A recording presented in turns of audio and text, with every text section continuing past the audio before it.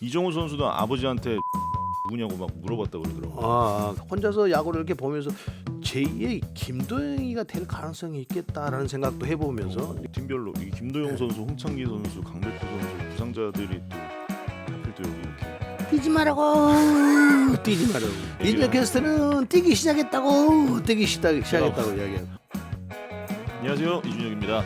한 주간의 야구는 끝나지 않았다. TV에서는 볼 수 없는 야구 이야기 오프더 야구 6월 2일 시작해 보겠습니다. 이순철 해설위원과 함께합니다. 안녕하세요. 네, 안녕하세요. 네, 벌써 6월이네요. 네, 사전 미팅할 때는 인상을 쓰고 있더니 어떻게 오프더야구 들어오니까 이준혁 게스트 얼굴이 밝아지네. 제가 오늘 회의 시간에 조금 늦어가지고 약간 좀 조심하면서 눈치 보고 있다가 그래도 방송은 밝게 해야죠. 원래 가까운 사람이 뭐니 늦게 오니까요. 1시간씩 2시간씩 오는 사람도 있는데.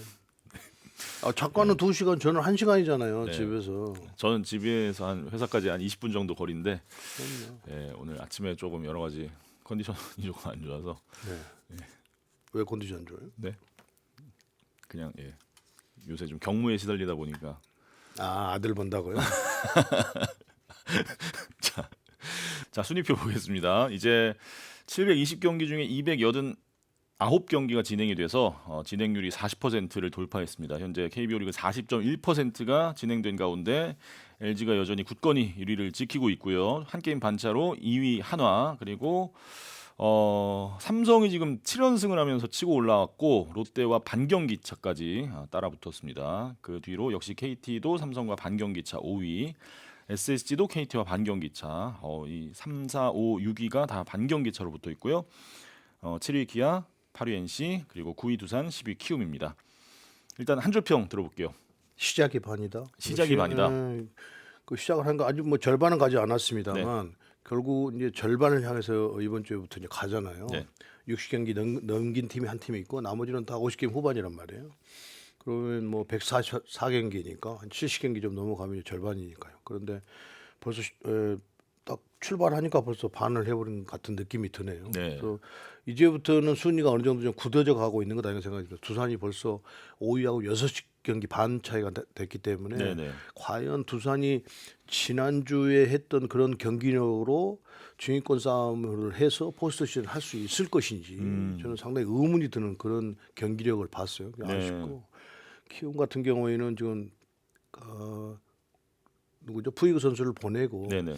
알칸타라 선수를 영입을 했는데 지금 현재 팀 구성상을 보면 타자를 한 명 보내고 알칸타라 선수를 놓은 것이 어제도 나와서 결국은 좀 긴 이닝을 소화해주고 승리 투수까지 됐으니까요. 그거는 선택을 참 잘한 것이라는 생각이 듭니다. 그래서 키움을 보면서 여러 가지 이제 어려움이 있겠죠. 여러 가지 뭐 그 해외 진출한 선수들도 있고 뭐 FA 앞두고 그냥 딴 데하고 교환 트레이드하고 막 이런 부분이 있기 때문에 네.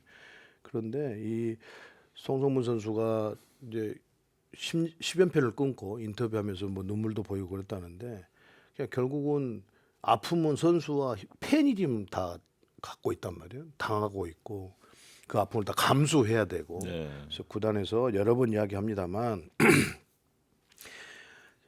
해외 진출권을 얻어서 간 선수는 어쩔 수가 없지만 그 FA를 앞두고 있는 선수들 막 내보낸다든지 그 전력을 약화시켜서 이렇게 선수들이 또 선수단 내 구성원들 감독부터 시작해서 선수단 게 어려움을 주지 말고 팬들에게 아픔을 이제 그만 주는 그런 행정으로 가져가야 됩니다. 이렇게 해서 불균형을 만들어서는 안 되기 때문에. 네. 예.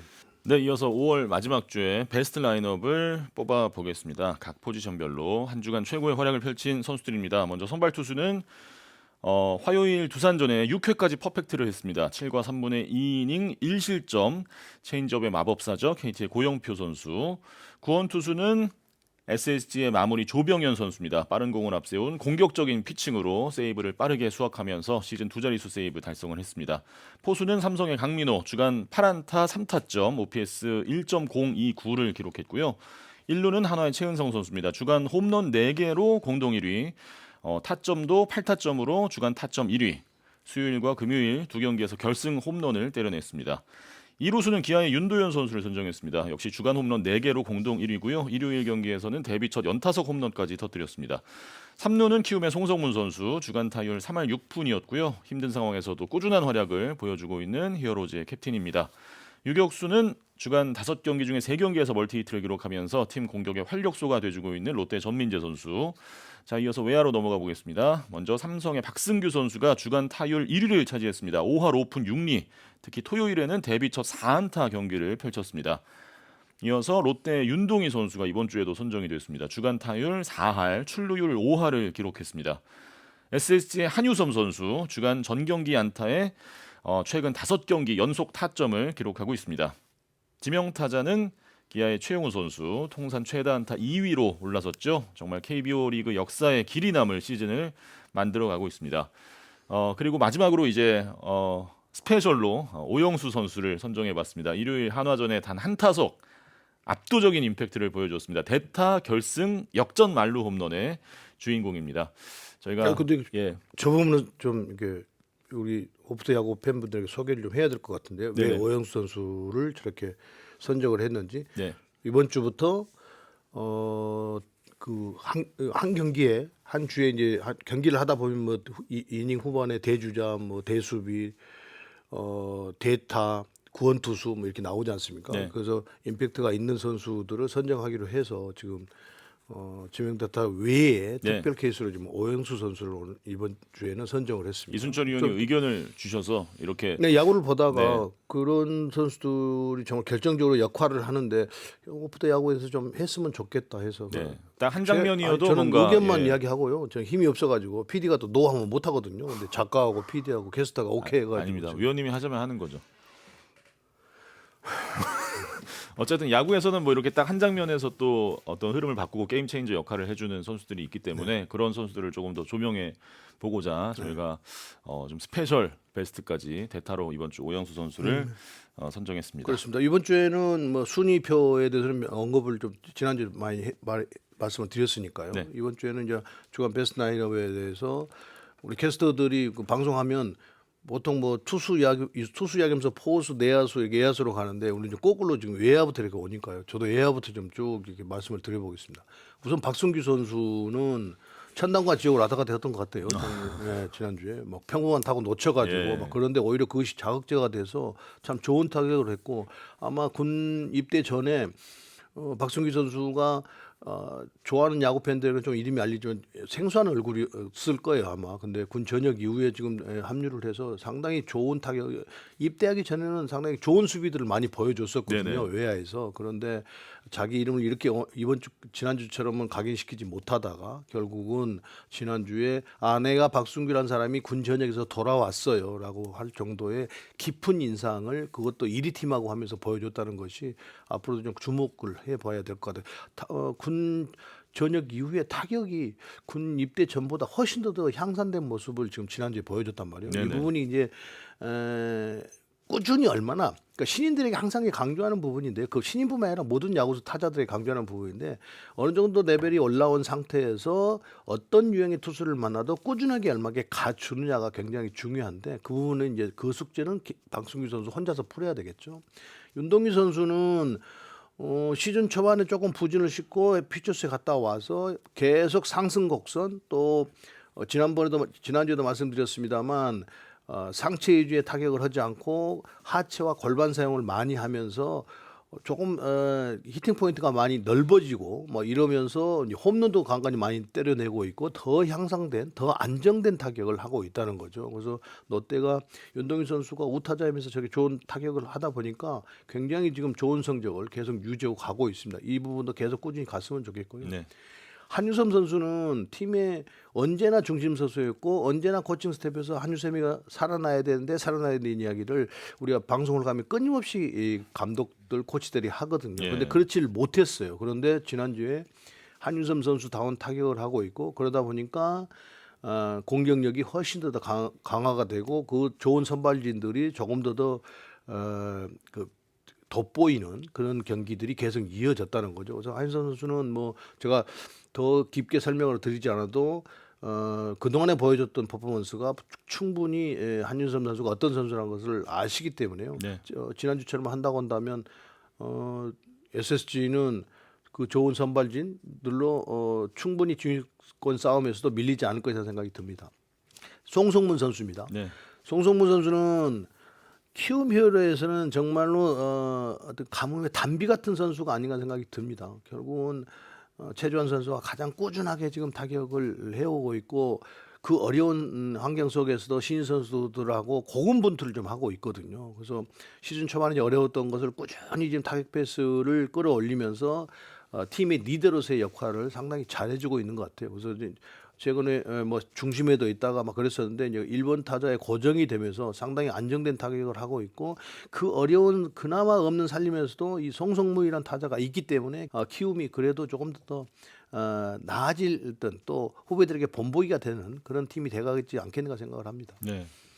그다음에 전민재 선수입니다. 전민재 선수는 흙 속의 진주가 아니었던가 생각이 듭니다. 두산에서 계속 백업 선수만 했는데 손호영 선수와 마찬가지로 트레이드해서 롯데로 가서 롯데가 유격수의 어떤 부재 또 유격수가 조금 그렇게 확실한 유격수가 없었는데 결국은 트레이드 되어 와서 공격이 되니까 처음에는 2루수 출발을 했다가 결국은 유격수의 부재로 인해서 유격수로 갔는데 두산에서도 유격수도 하고 3루수 하고 뭐 유틸리티 플레이를 했으니까요. 그러면서 공격까지 너무나 다른 선수가 돼 있다는 거죠.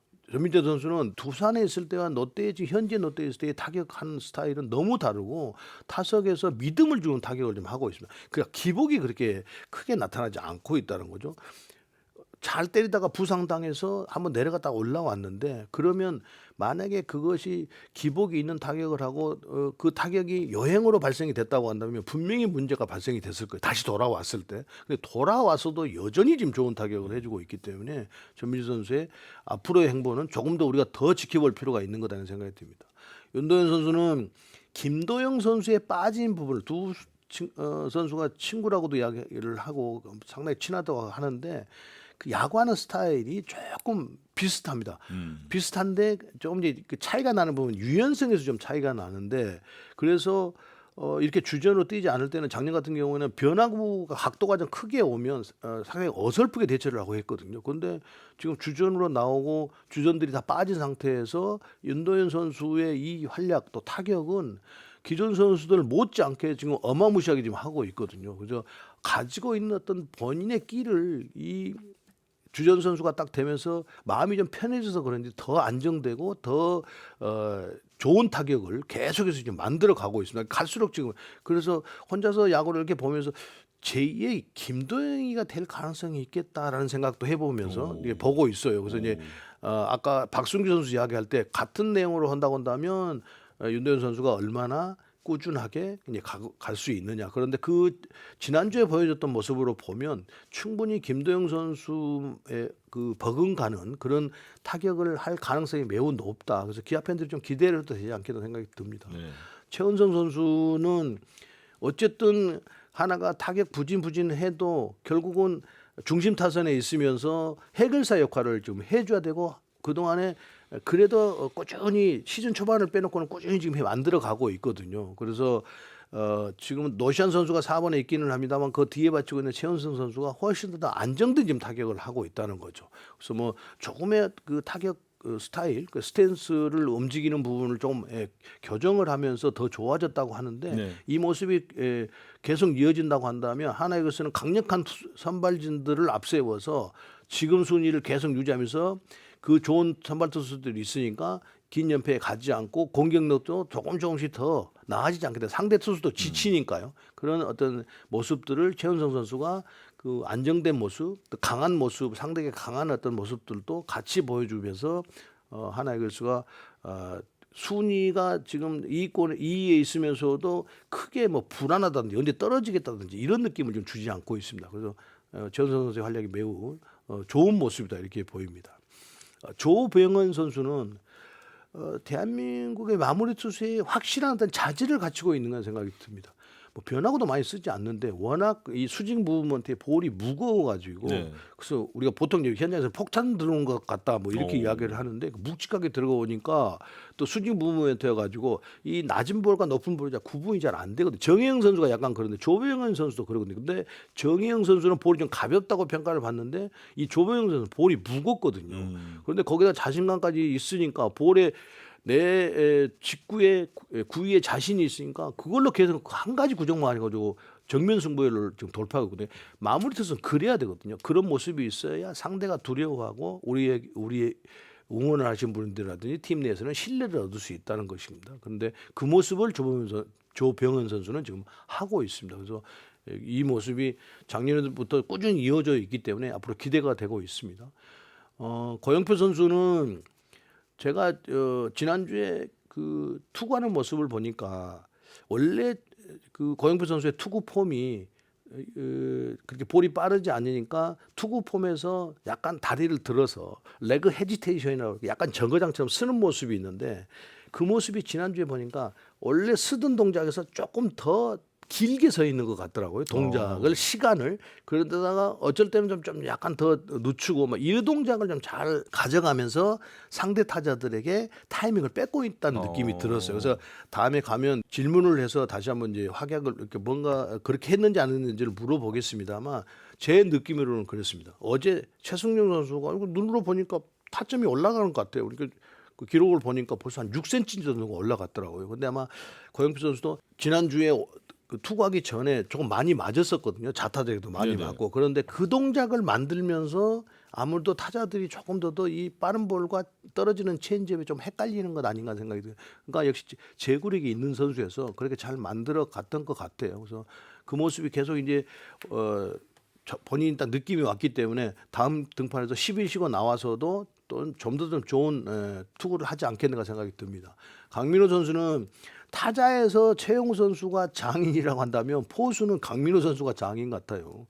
그 많은 나이 그 40인데 그럼에도 불구하고 전혀 젊은 선수들에게 뒤떨어지지 않고 꾸준히 지금 좋은 활약을 펼쳐주고 있거든요. 그래서 강민호 선수가 언제까지 야구할지 모르겠습니다만 포수로서의 역할 또 그동안 많은 경험들 이런 부분들이 삼성이 주인권 싸움을 하고 있고 또 투수들이 상당히 안정감을 갖는데 큰 역할을 해주고 있다 이렇게 보입니다.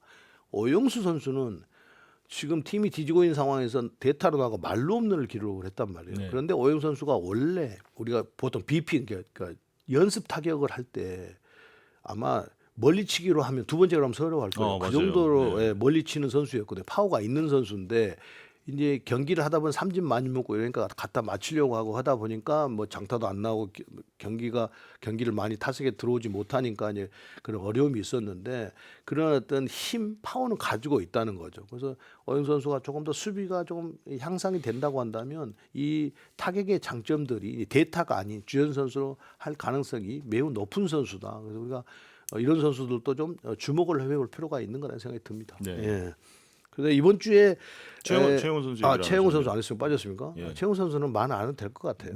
너무 매주 했나요? 너무 많이 이야기하고 더 이상 뭐 언급할 것이 없어요. 근데 저 지금 강민호 선수보다 나이가 2살인가 더 많잖아요, 최용우 선수가. 그럴걸요. 예. 예. 그런데 제가 이제 그 타격의 장인이다 이렇게 말씀을 드리는데 도대체 저 타격의 그 기술들은 타격의 기술이 있다고 해도 나이가 먹어가면 자기도 모르게 순발력과 스피드가 떨어지게 돼 있거든요. 네네. 그다음에 생각하는 것보다 조금 나가면 좀 늦고 아니면 또 때리면 뭐 보통 선수들 더가도 안에 들어가고 막 이렇게 하기도 하고 뭐 이렇게 하기도 하고 하잖아요. 그거는 이제 에이트를 더해라고 밥을 더 먹어라 뭐 이런 뜻인데 안 네네. 넘어가면 그런 놀림도 당하고 하는데 특히 나이 먹은 선수들에게 더 이제 그런 그 이야기들을 많이 하고 그러는데 최영우 선수는 전혀 그런 게 지금 나타나지 않아서 과연 이 선수가 타격에 대해서 어떤 장점, 어떤 대비를 하고 어떻게 하길래 또 센스는 얼마나 타고났길래 이렇게 타격을 하는 것인가 저도 의구심이 들 때가 있어요. 저도 뭐 30대 후반 뭐 40 다 돼까지 야구를 했는데 그때는 아무래도 좀 떨어진단 말이에요. 그런데 저 선수는 그런지가 않아서 상당히 올 시즌에 이제 여름이 되고 지치면 어느 정도 변할지 모르겠습니다. 지금까지는 뭐 젊은 선수들 못지 않다라는 그런 생각을 합니다. 네. 네. 자, MVP 뽑아야 되는데 이번 네. 주는 주간 MVP가 아니라 월간 MVP로 네, 선정을 네, 하겠습니다. 5월이 끝났기 때문에 자, 5월에 오프더 야구가 선정한 월간 MVP 누구죠? 안현민 선수입니다. 안현민 계력의 안현민 선수입니다. 네. 예. KT 위즈 안현민 선수 정말 네. 예. 충격적인 등장입니다. 그렇습니다. 예. 예. 터미네이터 영화를 보신 분들은 잘 알겠지만 딱 그런 느낌을 안현민 선수가 보여주고 오, 있습니다. 네. 그런데 두산전에 그 넌지 자세로 홈런 만들어낸 거 보신 분이 계신지 모르겠습니다만 그 정말 파워가 있지 않으면 힘든 거거든요. 그렇게 해서 그런데도 두 번째 그 높은 볼을 약간 훅스윙 비슷하게 이렇게 어떻게 해가지고 센터 백스크린을 맞추는 홈런 이건 안현민 선수가 아니면 도저히 그러니까 괴력이죠, 괴력. 팬들보다도 같이 야구를 하는 선수들이 그 느낌이 확 빠르니까요. 그 선수들이 훨씬 더 놀래는 부분이 많아요. 네. 안현민 선수에 대해서는 와, 힘 정말 좋다. 막 이런 느낌을 이정우 선수도 아버지한테 안현민 누구냐고 막 물어봤다 그러더라고요. 그래요? 예, 예. 미국까지 벌써 소문이 다 퍼졌나 네, 봐요. 예. 정말 새로운 그러니까 KT의 새로운 어떤 그 스타플이에요. 그 활력소가 되는 그런 선수가 나타났다는 거죠. 그래서 지난달에도 상당히 좋은 타격을 하고 또 그런 어마무시한 모습을 보여줬기 때문에 좀 꾸준히 잘 갔으면 좋겠습니다. 그래서 네. 지난달 MVP는 안현민 선수입니다. 그렇습니다. 월간 홈런 2위, OPS 2위를 차지한 안현민 선수 압도적인 활약을 보여줬고 앞으로도 꾸준한 계속되는 멋진 활약을 기대해 보겠습니다. 자, 이제 주간 이슈로 넘어가 볼게요. 먼저 첫 번째 이슈는 다시 찾아온 부상 악령입니다. 부상자가 끊임없이 좀 나오고 있는데 이번 네. 시즌 각 팀마다 특히나 김도영 선수 저희가 마침 또 지난주 방송 때 네. 그 얘기를 했었기 때문에 네. 준비 잘해야 되거든. 그렇지 않으면 그래서 너한테 못 뛰게 하는 거야. 그러니까 결정적일 때만 뛰어라. 뭐 이런 거지. 예, 알겠습니다. 내 말에 좀 동의를 좀 해줬으면 좋겠다, 김도영. 너 지금 한 달 동안 너 기아 팬들에게 너 어떻게 할래 이제? 김도영 선수 아까 이준혁 캐스터가 뛰고 있다. 뛰지 마세요.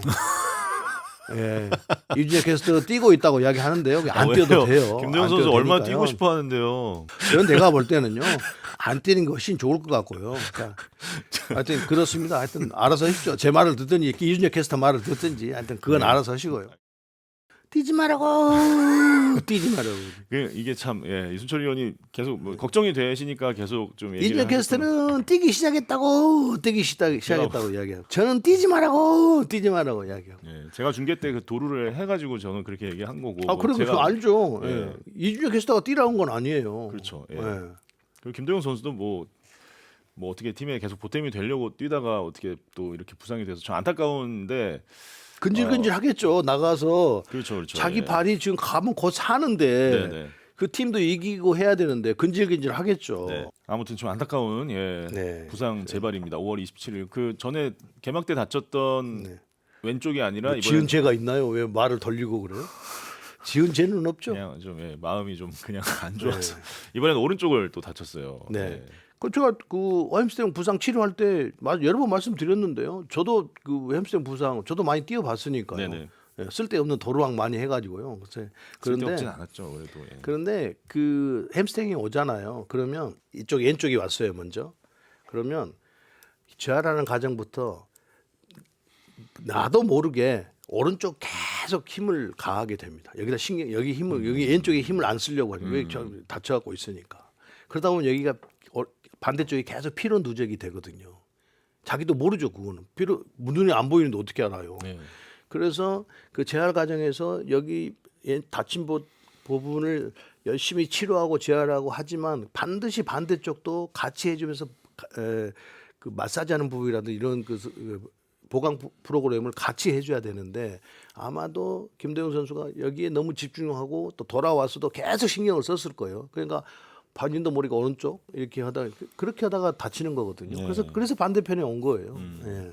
그래서 이제 이순철 의원이 그때 처음 다쳤을 때도 이거는 100%가 아니라 120% 회복이 돼야 그럼요. 복귀를 정상적으로 할 수 있다고 그런 말씀을 하셨던 게 기억이 그러니까 나는데. 돌아와서 이범호 감독이 못 뛰게 했잖아요. 네네네. 그러니까 못 뛰게 할 것이 아니라 120% 만들어 와서 뛸 때는 그냥 가끔 뛰어야 돼. 그러니까 자꾸 뛰어줘야 근육이 계속 인식을 한단 말이에요. 근데 안 뛰다가 갑자기 팀이 막 어려움에 빠지고 하니까 내가 가서 뛰면 뒤에 최용우 타자니까 나 득점을 추가 득점을 올릴 수 있는데 그 욕심에 대구에서 2번 뛰고 바로 와가 광주에서 뛰다가 그러던 거잖아요. 네네네. 예. 그러니까 그때 또 집중해서 도루를 했단 말이에요. 네. 그러니까 이게 이렇게 밸런스를 잘 맞춰줘야 되는데 그런 부분들이 되지 않으면서 김도영 선수가 결국은 첫 번째 왼쪽에 다쳤던 것보다 더 많은 심한 부상을 좀 당했단 말이에요. 네. 제가 볼 때는 올스타 브레이크 끝나고 후반기에 초반에 돌아오면 정말 빨리 돌아오는 겁니다.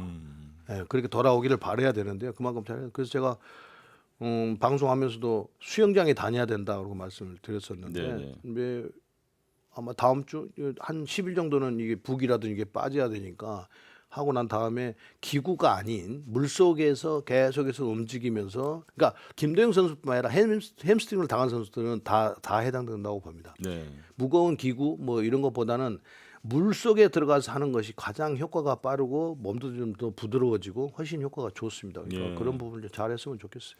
각 팀마다 지금 뭐 햄스트링 부상이 상당히 지속적으로 많이 네, 나오고 네, 있는데 또 KT 황재균, 삼성의 김성윤, 두산의 오명진 다 이제 굉장히 네, 또 좋은 네. 활약을 하던 선수들이 그렇죠. 다치는 바람에 더 그러니까 좀, 아무래도 예. 저 원인이 뭐겠어요? 좋은 활약이란 단어가 들어갔잖아요. 예. 그만큼 많이 움직인다는 거예요. 활동량이 그러니까 활동량이 많아지니까 예. 아무래도 피로도가 그러니까 햄스트링이라는 것은 발생이 되는 게 결국은 노화 현상도 있고 피로 누적도 있고 날씨 탓도 있습니다. 날씨가 막 바람 불고 막 이럴 때 햄스트링 많이 발생이 되거든요. 네. 또 피로 누적으로서 거기가 약해졌을 때 아니면 이제 근육이 나이가 들어가면서 좀 노화 현상이 있을 때 그러니까 젊은 선수들에게는 잘 나타나지 않는데 특별하게 막 정말 스피드를 많이 내고 막 그래야 될 때 몸은 지쳐 있는데 근육이 뒷받침을 못하니까 햄스트링이 오게 되는 거거든요. 그러니까 네. 유정 캐스터가 이야기했듯이 좋은 활약을 펼치고 있는 선수 그 선수들이 다 뭐 했겠어? 저기 봐보십시오. 다 뛰는 선수들입니다. 그러네요. 예. 다 뛰는 선수들이기 때문에 그래서 더 관리를 잘해야 되고 보강 운동을 더 잘해야 되고 이 햄스트링이라는 게 근육의 가동 범위가 좁아질수록 약해지면서 이렇게 찢어지는 거거든요. 그러니까 이 부분이 근육이 항상 이렇게 팽창되지 않고 약간 이렇게 유연하게 되도록 만들면서 보강 운동을 해야 되는 거예요. 그러니까 웨이트만 많이 한다고 되는 것도 아니고 그렇다고 웨이트를 안 하고 또 유연 체조만 많이 한다고 되는 것은 아니기 때문에 그 병행을 잘 해야 된다는 거죠. 그래서 특히 저렇게 많이 움직이는 선수들은 더더욱이나 대비를 철저하게 하고 하지 않으면 언제든지 누구든지 올라온다는 거예요.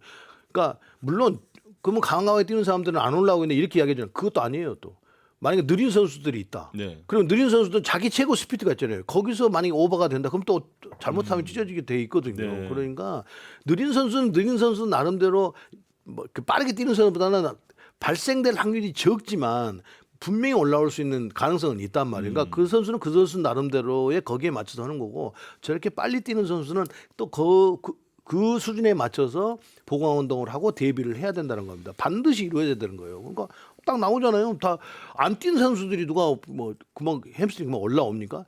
다 보십시오. 황재균, 김성윤, 오명진, 김도영, 박정우 다 빠르게 뛰는 선수들이잖아요. 네. 그래서 활동을 많이 하고 반드시 준비를 좀 잘할 필요가 있습니다. 햄스트링뿐만 아니라 이제 또 한 명의 좀 안타까운 부상자 KT의 강백호 선수인데 발목인데 파열로 지금 네. 8주 정도의 회복 기간이 필요하다는 소견이 나왔고 네. 최근 5경기에서 5할 6푼 3리를 치는 상당히 상승세 페이스였는데 더 좀 안타깝게 그래서 좋지 느껴지는 않다가 부상이죠. 그런데 예. 제가 강백호 선수를 언급하기 전에 예. 모르겠어요. 이 오프더 야구를 아마추어나 뭐 초등학교 뭐 리틀 야구 이런 데 보시는지 아닌지 모르겠지만 설령 지도자들이 본다고 한다면 반드시 초등학교 때 이 슬라이딩을 훈련을 좀 시켜줘야 됩니다. 그때 마스터를 해야 중학교, 고등학교, 대학교 프로에 와서도 자연스럽게 어느 자세에서나 슬라이딩을 하면서 슬라이딩이라는 것은 결국은 태그도 피하고 하지만 속도를 줄이면서 좀 안전하게 들어가자는 것이거든요. 네. 그래서 슬라이딩하면서 동작을 바꾸는 것을 지향을 하는데 요즘 선수들은 슬라이딩하는 기술이 좋은 선수들은 하다가 헤드스펀 슬라이딩 바꾸고 막 이러잖아요. 벤트레그는 못 바꾸지만 네.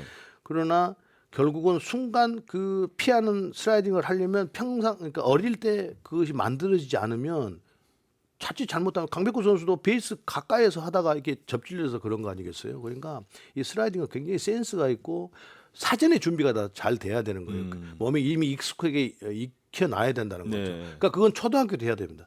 저도 초등학교 때 배운 거지 프로에서는 한 번도 거기 가서 해본 적이 없고 고등학교 때 해본 적이 없어요. 대학교 때. 프로 초등학교 때 그 우리 넓이뛰기 백사장 거기에 삽으로 이렇게 해서 거기에서 계속 하면서 익힌 것이거든요. 벤트레그도 그 시절에 익혔던 거고 헤드퍼스트도 마찬가지고 이 훅 슬라이딩도 마찬가지입니다. 이렇게 발 이렇게 벌리고 이런 거 네네. 다 그때 배운 거거든요. 그러니까 그때 해놓으면 할 수 있는 게 뭐 우리 속담에 뭐 3살 쪽부터 8까지 간다고 어릴 때 그렇게 해놓으면 프로에 와서도 이 고생 안 해요. 그리고 순간적으로 항상 대비를 하면서 큰 부상 당하지 않고 그러니까 강백호 선수가 잘 못 배워서 그렇다는 것이 아니라 그 순간 그 짧은 동작에 슬라이딩을 갑작스럽게 베이스 앞에서 이게 빠르게 들어가다 보니 확 접질려고 그렇게 된 건데 그러니까 네. 다른 선수들도 큰 부상을 당하지 않고 부상을 당하지 않으려면 항상 지금이라도 그 캠프를 갔을 때라도 이렇게 해야 되는 거고 지금 아까 말씀드렸듯이 어릴 때 지도자들이 조금 더 훈련을 초등학교 중학교 때 좀 시켜서 백사장에서 안 다치거든요. 뭐 찰관상이 있을 수는 있어도 다치지 않기 때문에 그걸 좀 했으면 좋겠다는 생각이 들어요. 네. 슬라이딩은 초등학교 때 배운 걸로 프로까지 쭉 간다. 네네. 그래가게 돼 있습니다. 네. 어쨌든 강백호 선수도 좀 건강하게 복귀하길 바라겠습니다. 각 팀별 지금 부상자들이 너무 많아서 저희가 포지션별로 이렇게 좀 정리를 해봤더니 거의 뭐 국가대표 라인업 하나가 나오더라고요. 그러네요. 예. 뭐 다 있네요. 저희 여기 있는 그 뒤에 저희 팀별로 이 김도영 네. 선수, 홍창기 선수, 강백호 선수 부상자들이 또 하필 또 여기 이렇게 아 그래요? 마음이 아프네요. 그 모델을 바꿔주세요. 아무튼 다. 그런데 지금 예. 한 팀을 만들겠어요. 그러니까요. 네. 예. 지금 다 빨리 이제 각 팀별로 네. 빨리 돌아오기를 바라고 있는 선수들인데 이제 6월이 또 시작됐고 본격적으로 더워지고 이제 여름이 되면 또 이 부상 없이 잘 버티는 팀이 결국 상위권에 머무를 수가 있잖아요. 네, 그 저기서도 예. 지금 투수들도 박균 선수는 다 이번 주 오잖아요. 내일 나온다고 하더라고요. 이번 네. 주 오는데 이유리 선수는 글쎄요 재활 과정에서 다시 한번 어깨에 문제가 됐기 때문에 전반기까지는 못 볼 가능성이 매우 높은 거고요. 2주 연기를 냈기 때문에 네. 뭐 문승훈 선수의 햄스트링 부상이니까 한 2턴 정도만 이렇게 지나가면 올 수 있을 거예요. 이영찬 선수는 어깨 염증이면 조금 더 시간이 필요하다는 생각이 듭니다. 네. 아주 나이가 있으니까. 정현우 선수 참 안타까운데요. 젊으니까 빨리 이제 털고 올라왔으면 좋겠는데요. 네. 빨리 어깨 부상 이번에는 재활하는 과정에서 아무래도 어린 선수가 저렇게 많이 투구를 하지 않다가 프로에 와서 아마추어 때 만약에 122구를 던졌다고 한다면 네. 좀 덜 그래도 힘들었을 거예요. 그런데 프로는 무대가 다르잖아요. 그렇죠. 볼 1구의 그 무게 가치가 다르기 때문에 아마도 굉장한 데미지가 있었을 거예요. 그래서 빨리 회복이 됐으면 좋겠고요. 지난주에 이제 2군에서 연습 경기를 던졌다고 하더라고요. 네, 이제 네. 그런데 조심해야 됩니다. 네. 나이가 아직 우리가 보통 몸이 덜 연걸었다 뭐 이렇게 이야기하는데 네. 그렇기 때문에 충분한 시간을 좀 가질 필요가 있습니다. 조심스럽게 예. 복귀를 해야 되겠죠. 예. 네. 김광규 선수는 어깨 통증인데 글쎄요 어느 정도인지를 잘 몰라서 그러나 뭐 경험이 있기 때문에 좀 빨리 털고 나오지 않겠는가? 장인식 선수가 금방 돌아올 것 같고요. 네. 함덕주 선수 금방 돌아올 것 같습니다. 유현찬 선수는 왔고 각도기 선수는 올 시즌은 뭐 못 볼 것 같고요. 그래서 네네. 좀 아쉬운 점이 있는 선수들이 있습니다. 네, 투수들도 빨리 부상을 털고 돌아와서 또 멋진 투구를 보여주길 기대하겠습니다. 자, 다음 이슈로 넘어가 보겠습니다. 두 번째 이슈는 비디오 판독과 관련된 이야기입니다. 지난 한 주 동안도 뭐 상당히 많은 비디오 판독 상황들이 나왔었는데요. 사실 뭐 판독 상황을 좀 정리를 해보자면 그 파울 페어 특히 그 비디오 판독. 파울 페어의 비디오 판독이 40건으로 굉장히 좀 많은 편이라고 합니다. 이제 가장 많은 그 비디오 판독은 역시 태그아웃, 포스아웃이 이제 네, 아무래도 네. 가장 일반적인 상황이니까 그거 말고 이제 파울 페어가 40건으로 굉장히 많은 편인데 번복률도 25%가 지금까지 기록이 되고 있네요. 그래도 이 비디오 그 판독 시스템이 도입이 되면서 심판들이 조금 더 이렇게 집중력을 가지고 네. 보려고 노력들을 많이 하고 있더라고요. 네. 예. 5월 31일 날 이제 4건이나 나올 정도로 좀 쟁점이었는데 네네. 이게 사실 카메라 뭐 각도도 그렇고 좀 보는 시야에 따라서 좀 달라질 수가 있는 부분이어서 그렇죠. 이게 예. 반드시 중계진의 카메라로서는 이게 특히 1-3루의 파울, 그러니까 베이스를 타고 넘어갔느냐, 파울 라인에 물렸느냐 안 물렸느냐를 보는 것은 일직선으로 봐야 되는 상황이기 때문에 그렇죠. 아마도 KBO에서 조금 더 고정 카메라를 이렇게 달아가서 그러니까 거의 일직선으로 만들어야 되는 거예요. 이렇게 예, 예. 이렇게 일직선을 만들어서 그렇게 판단하지. 조금만 각도가 안쪽에 있다든지 바깥쪽에 있다든지 그러면 완전히 다르게 보이거든요. 네네. 그런 부분들을 조금 더 세밀하게 KBO에서 각 구장에 어차피 하는 것이니까 미국은 이거 않거든요. 그런데 결국은 우리는 하고 있으니까 내야에서 베이스를 타고 넘어갔느냐 안 타고 넘어갔느냐 이거를 하고 있기 때문에 각도를 잘 맞춰서 고정 카메라를 좀 놔둘 필요가 있다 이렇게 보입니다. 각 구장에. 네. 예. 저희도 이제 뭐 중계하면서 비디오 판독 상황이 나오면 이제 화면을 보지만 또 이게 카메라 각도에 따라서 파울 같은데 근데 또 반대쪽에서 보면 또 아닐 때가 있고 그러니까 그래서 우리 중계 카메라는 아까 말씀드렸듯이 일직선으로 잘 있지 않거든요. 그렇죠. 화면 다- 잡기 예, 좋은 틀어져 있죠. 곳에 가 예. 있기 때문에 조금은 차이가 있다는 거죠. 중계 네네. 카메라는. 그러니까 KBO가 그거를 고정 카메라로 딱 설치를 해서 확실하게 뭐 안 할 건 모르는데 해야 되니까요. 근데 또 애매한 게 베이스를 이렇게 보시면 여러 번 말씀드렸습니다만 이렇게 돼 있잖아요. 베이스가 이게 파울 라인이잖아요. 네네.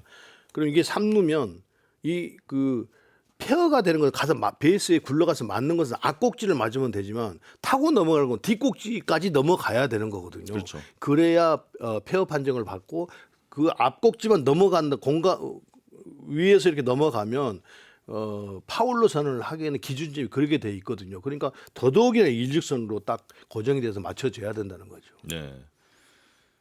가끔 이제 팬분들이 왜 중계하는 캐스터는 파울인 것 같다, 페어인 것 같다 말을 못 하냐고 하시는 분들이 있는데 저는 항상 내가 보는 게 진실이 아닐 수도 있다는 생각을 하기 때문에 진실이 아니라 저도 잘 몰라요. 중계 카메라 보면. 그러니까 아, 뭐- 진실 뭐 거짓 이걸 이야기하는 게 그렇죠. 아니라 뭐 저희가 각도가 그러니까 아까 말씀드렸듯이 우리가 어느 각도의 카메라가 가 있냐에 따라서 이게 완전히 그렇죠. 달라지고 특히 파울 홈런 됐을 때 있지 않습니까? 네네. 파울 홈런 됐을 때 만약에 옆으로 가는 금방 나왔는데 위로 넘어가는 것은 정말로 일직선이 아니면 이게 알수 안에서 없죠. 이렇게 가는 예. 것인지 밖에서부터 가는 것인지 구분하기 힘들거든요. 네. 오히려 그래도 이게 파울 라인 것은 그래도 어느 정도는 이게 물렸느냐 안 물렸느냐 보면 되니까 잘 볼 수가 있는데 폴대 위로 올라간 것은 정말 일직선이어야 되거든요. 네.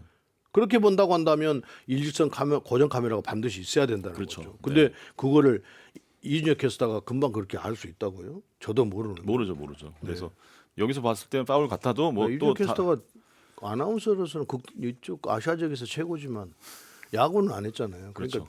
야구는 저도 잘 모르는데. 뭐 판정은 제가 내리는 게 아니니까 그냥 심판이 그래서- 내린다고요? 그래서 그냥 뭐 이렇게 굳이 얘기를 안 하는 거고 항상 틀릴 수 있기 때문에 그렇죠. 아니 얘기하는 것 자체가 그건 조금 오판이 될 수가 있다니까요. 그러니까요. 예. 그래서 팀별로 저희가 또 비디오 판독 올 시즌 현황 찾아봤는데요. SSG가 가장 높은 번복률 그러니까 오심을 이제 찾아낸 횟수죠. SSG가 41.9%로 가장 높은 번복률을 기록하고 있고 최저는 NC 12.5%. 이렇게 뭐 이거는 사실 벤치의 어떤 판단력이기도 한데 SSG의 이승용 감독이 지금까지는 가장 매 눈으로 비디오 판독을 신청하고 있는 것으로 나타났습니다.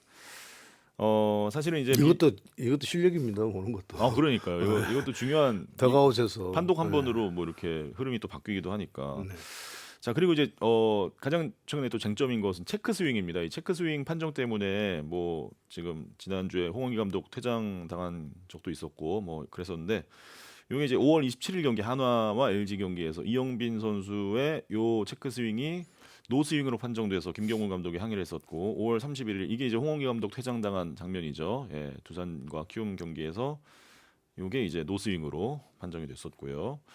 그리고 어제죠 일요일 경기에서 롯데 SSG 경기, 이것도 이제 노스윙으로 판정이 된 장면입니다. 사실 뭐 이것도 그 카메라 각도 위치에 따라서 조금 달라 보일 수 있긴 한데 저희가 지금 뭐 근데 이거는 우리 중계 카메라도 충분히 판정할 수가 네, 있어요. 요 정도- 정면에서만 딱 잡으면 네, 딱 90도 기준선을 놓고 이게 넘어갔느냐 안 넘어갔느냐 보면 되는 거니까 지금은 이 세 장면은 다 지금 넘어간 장면이에요. 네네. 근데 심판들이 스트라이크 볼 판정하는 거 태그 플레이가 됐느냐 아니냐 이거 뭐 이렇게 판정하는 것도 어렵지만 이 체크 스윙이 가장 힘들죠.